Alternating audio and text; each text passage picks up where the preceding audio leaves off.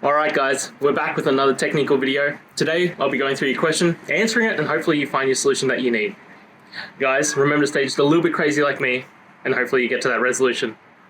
Now, let's continue on to the video.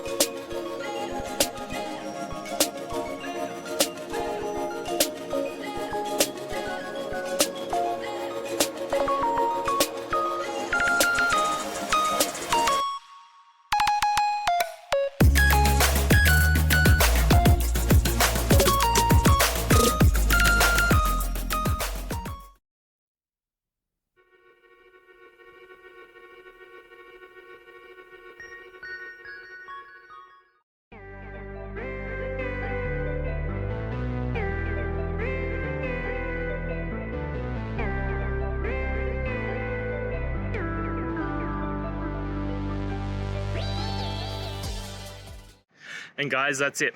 I hope this video has helped you and get you through to that resolution you needed. If it did, please, I'd appreciate it if you hit subscribe. Now, until the next time that you need technical help, I hope you have a good one. Cheers.